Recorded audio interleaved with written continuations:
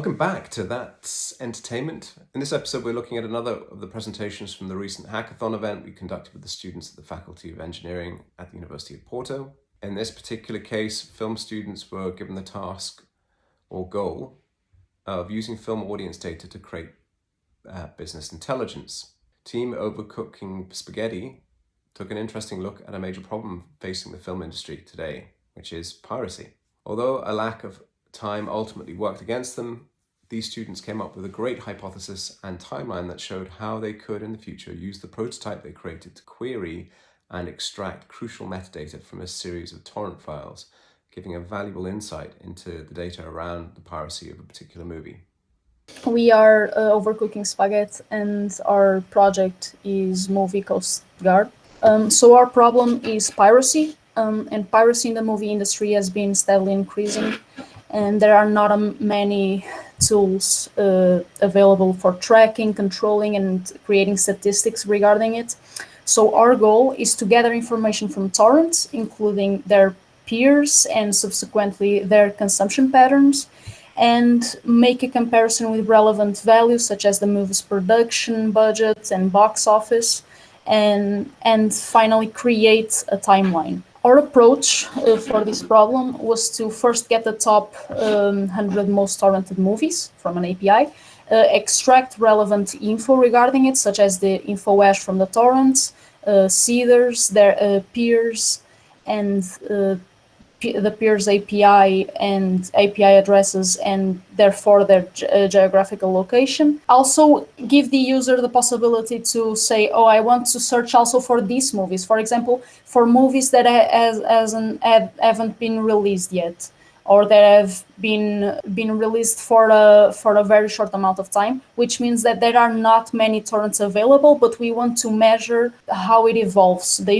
evolution of the piracy regarding these movies, and then build a data set with this information, cross-reference it with data sets such as Opus Data, in order to answer the questions: what makes a movie more likely to be pirated, and what is the impact of piracy in the movie industry? Our architecture is simple, and it describes what we talked about in the approach.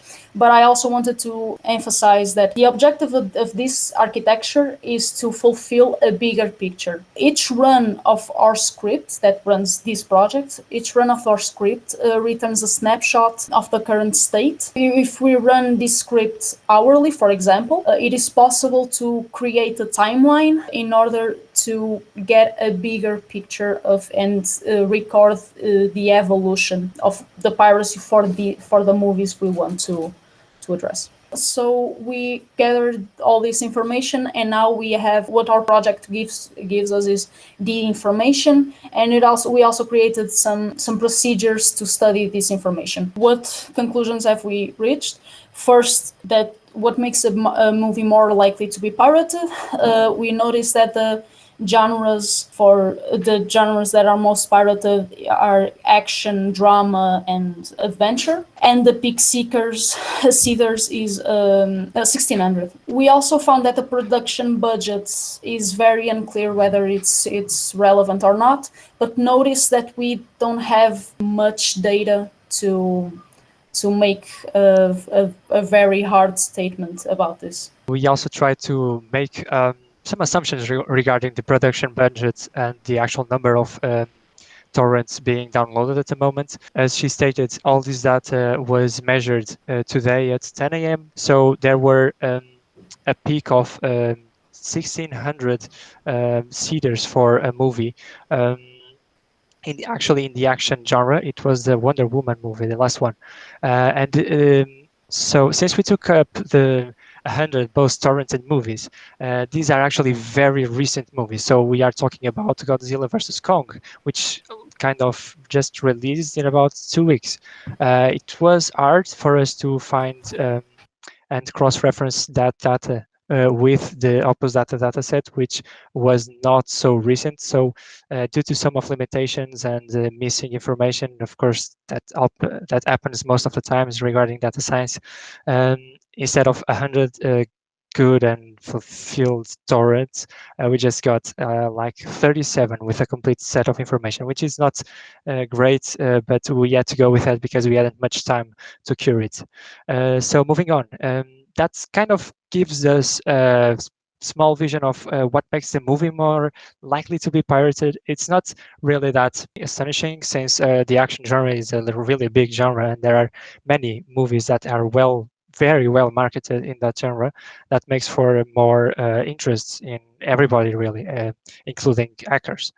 Um, but now let's try to measure a bit what's the impact of today's measurements on the movie industry. So starting with the revenue loss, we took the average ticket price from a data set we found online. It was regarding 2014.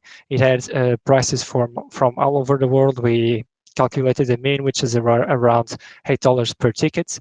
And if at 10 a.m. today, everyone that was actually uploading a illegal movie had gone to the cinema to see it, they will generate around $2,800, which doesn't seem much, but since some of the bigger movies are missing, the one we had with the biggest impact was Wonder Woman as well, with $14,000 just today. Imagine if we started to measure the data from this moment on. So we have also the time to hack. We measured it. It's around 51 days. It's kind of hard to know which was the exact first upload of a torrent, but there were around, I guess, 5 to 7 torrents which were uploaded right in the day the movie released, which is quite impressive. So why would you actually go to the cinema if you can just download it right on the same day, right? And moving on to the possible issues, of course we have quite a lot of problems here. We are trying to find IP locations through